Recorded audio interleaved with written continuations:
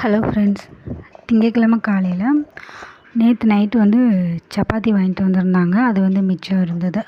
அதனால் அதை வச்சுட்டு அந்த குருமாவும் வச்சுட்டு அத்திப்பழம் வச்சுருக்கேன். அப்புறம் கொஞ்சம் கடலைப்பருப்பு சுண்டல் எடுத்து வச்சுருக்கேன்.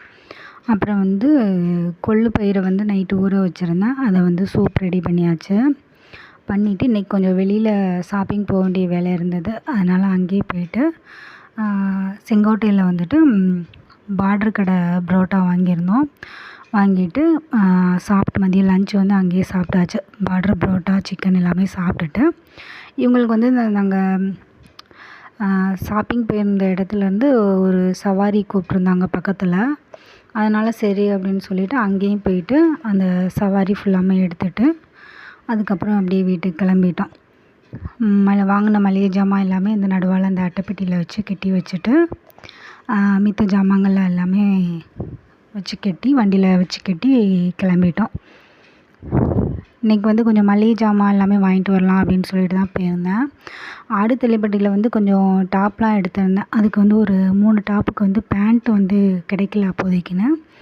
அது எடுக்கிறதுக்கு தான் போயிருந்தோம். எடுத்துகிட்டு அப்படியே கொஞ்சம் ஸ்மார்ட் பஜாரில் கொஞ்சம் மளிகை ஜாமான் எல்லாமே வாங்கிட்டு வந்திருந்தோம். தீபாவளிக்குன்னு ஸ்பெஷலாக எதுவும் இந்த டைம் பலகாரம் செய்கிறாப்புல எதுவுமே வாங்கலை.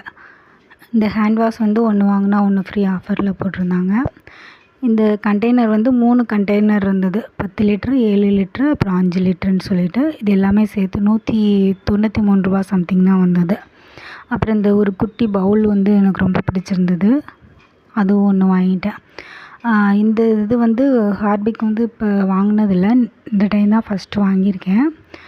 ட்ரை பண்ணி பார்க்கலாம் அப்படின்னு சொல்லிட்டு ஆஃபர் போட்டிருந்தாங்க. அதனால் வாங்கியிருந்தேன். நான் மதியம் வீட்டுக்கு வந்துடுவோம் அப்படின்னு சொல்லிட்டு மதியம் லன்ச் செஞ்சு வச்சுட்டு தான் போயிருந்தேன். ஆனால் லன்ச் இன்றைக்கி வெளியிலே சாப்பிட்டனால நைட்டுக்கு எதுவும் செய்யலை. அது அந்த வெஜிடபிள் பிரியாணியும் மஷ்ரூமும் மட்டும் இருந்தது. மஷ்ரூம் கிரேவி வச்சுருந்தேன்.